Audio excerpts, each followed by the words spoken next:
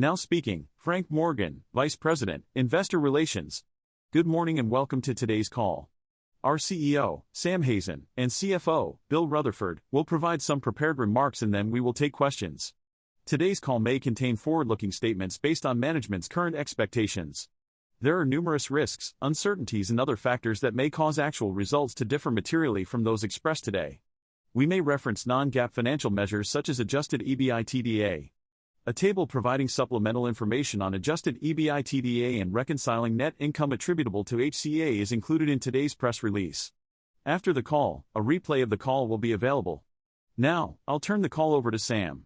Now speaking, Sam Hazen, Chief Executive Officer. Good morning and thank you for joining the call. HCA Healthcare produced solid earnings in the second quarter, reflecting continued strong demand for our services and healthy operating margins. Diluted earnings per share increased to $4.29 compared to the difficult comparison to the second quarter of 2022. Same-facility volumes across the company were strong, with admissions growing 2.2%, inpatient surgeries increasing 1.8%, same-facility equivalent admissions increasing 3.7%, and emergency room visits growing 3.7%. Other outpatient categories also grew, including outpatient cardiology procedures, with increased 5%. This growth was driven by a favorable payer mix from commercial adjusted admissions growth of 5%. These factors drove an increase in same-facility revenue of 6.3% as compared to the prior year. We continued to invest in our people, and as a result, we saw improvements across virtually all key labor metrics. Turnover continued to decline for nurses and trended at an annualized rate of 17%. Nurse hiring remained strong in the quarter and for the year has increased by 9% as compared to last year.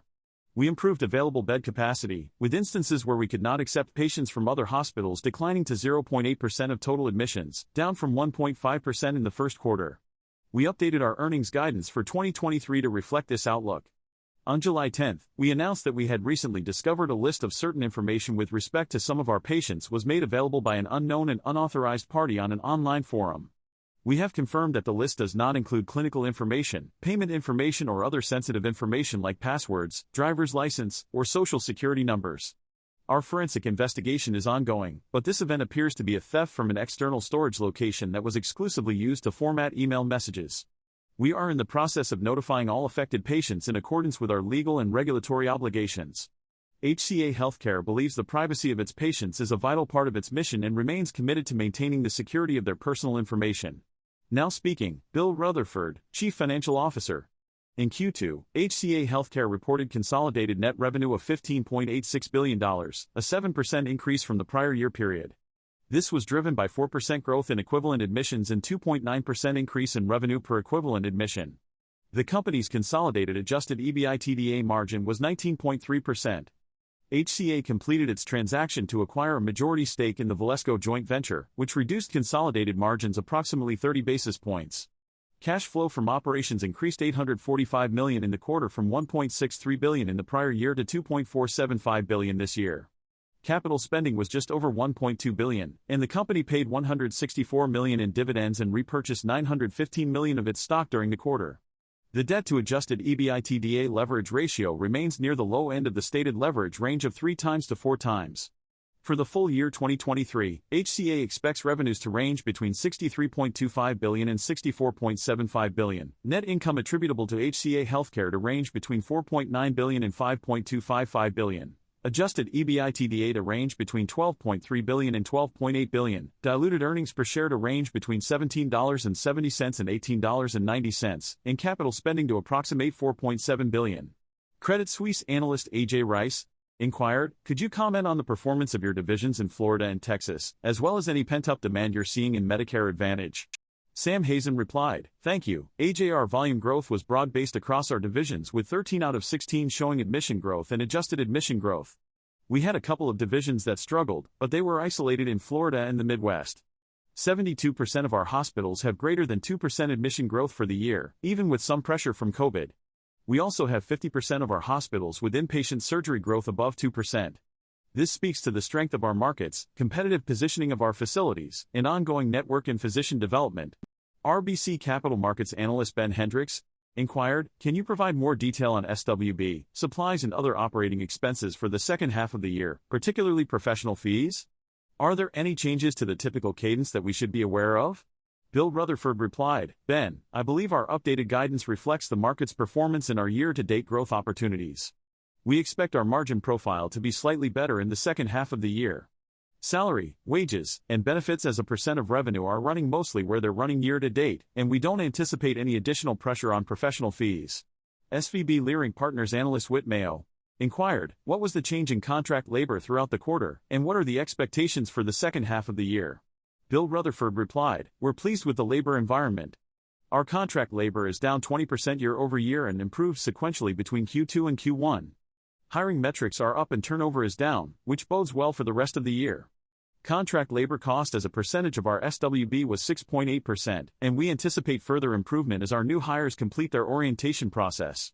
Cohen & Company analyst Gary Taylor inquired, Bill, could you provide us with the managed care metrics on admissions and surgeries? Also, do all the expenses for the Envision joint venture lie in the SWB line, resulting in an EBITDA break-even?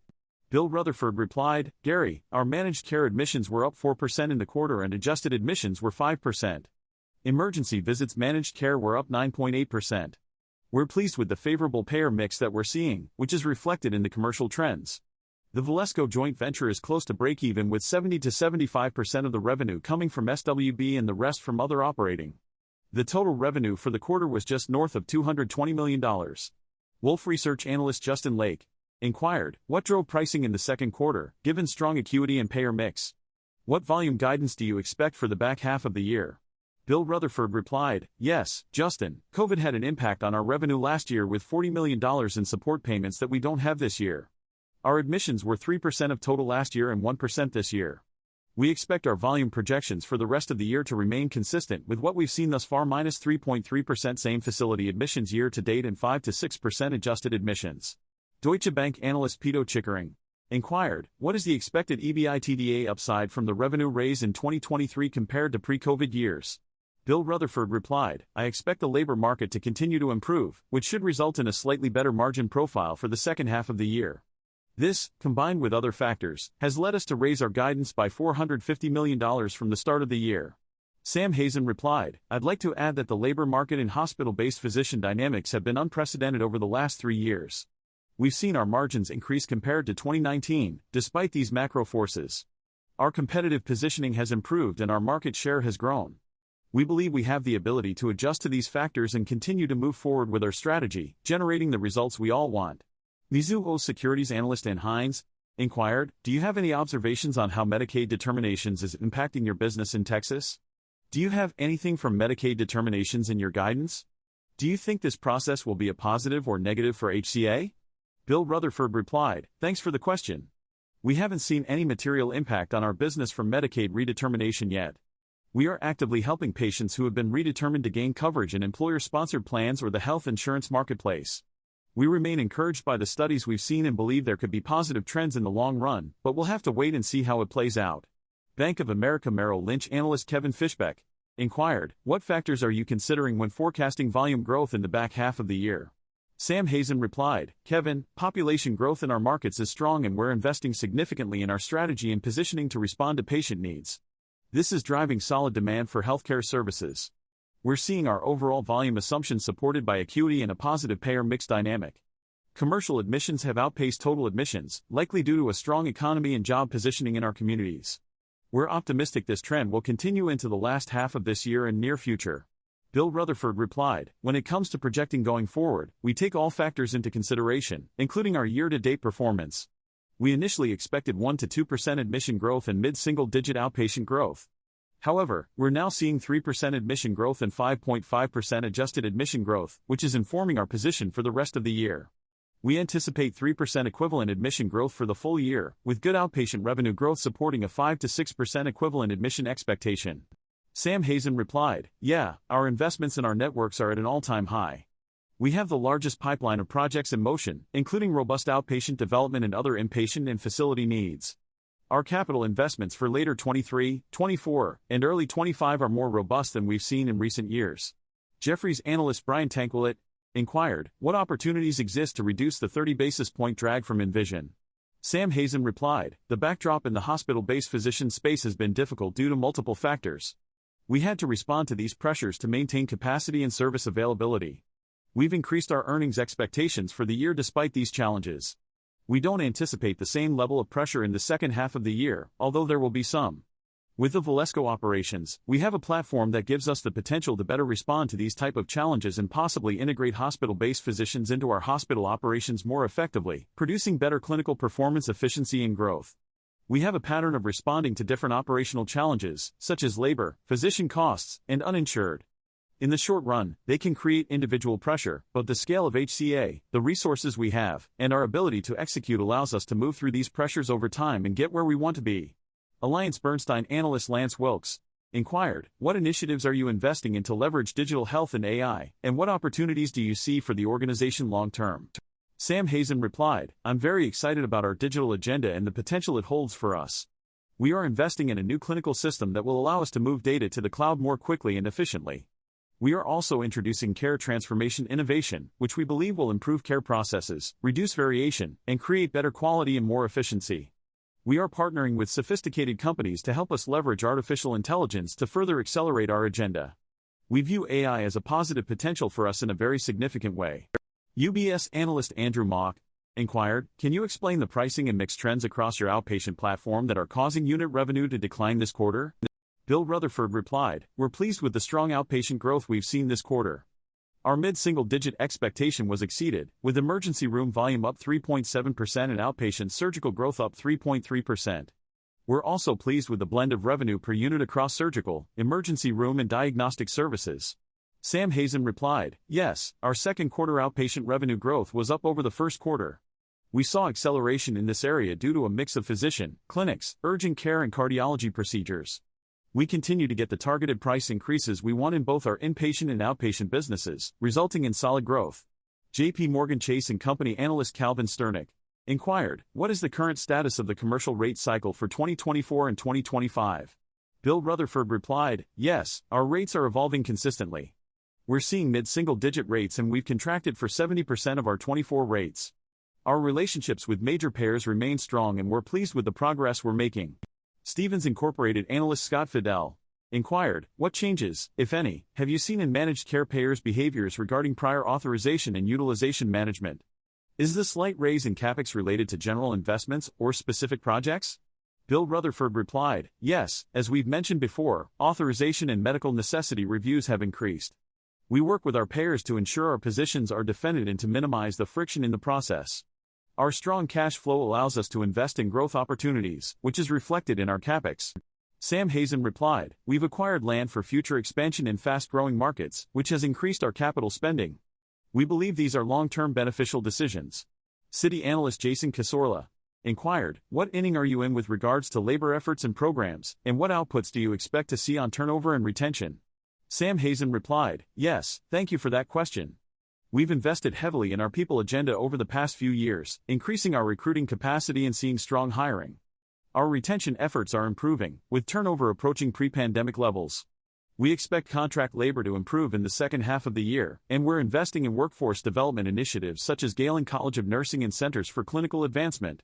We're in the middle innings of some of these areas, but overall, we're competitive with our compensation and benefit programs and have maintained margins."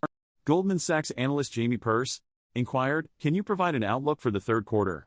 Are there any headwinds or tailwinds that could affect revenue and EBITDA? Is the expected decrease in revenue and EBITDA mid-single digits to high single digits? Is there anything in July that could impact this outlook? Can you provide more information on the earlier question about backlog?" Sam Hazen replied, "We are seeing normal seasonality patterns in our business this year, with the fourth quarter being the strongest. We anticipate that the third and fourth quarters will be similar to pre-pandemic seasonality, which is reflected in our guidance." Barclays analyst Steve Valiquette inquired, "Do you still have confidence to capture better than average commercial rate updates for fiscal 24? Is labor pressure still the key variable in those discussions, or have they become more difficult now that labor cost pressure has decreased?" Sam Hazen replied, "Sam here. We're 70% contracted on 24 and labor costs are moderating. We're still seeing inflationary pressures, but physician cost pressures are a new factor in our negotiations. Our cost considerations come from multiple categories on the income statement." Nephron research analyst Josh Raskin inquired, "What changes have you seen in the Medicare and Medicare Advantage payer mix, and are there any indications of increased demand?" Bill Rutherford replied, our adjusted admissions were up 5% across both Medicare and managed care payer categories. We're seeing positive trends in our payer mix, particularly in emergency room growth. Commercial outpatient was up close to 4%. Overall, the trends are comparable and encouraging. Sam Hazen replied, I'd say our commercial outpatient revenue growth is outpacing our Medicare outpatient revenue growth. Adjusted admissions are influencing the calculations, but we're seeing strong commercial revenue growth from ER visits and surgeries, which make up around 50 to 55% of our commercial revenue. This is yielding solid commercial revenue growth. Frank Morgan replied, thank you, Bailey, for your assistance today. I appreciate everyone joining us on the call. If you have any further questions, I'm available this afternoon to answer them. Have a great week.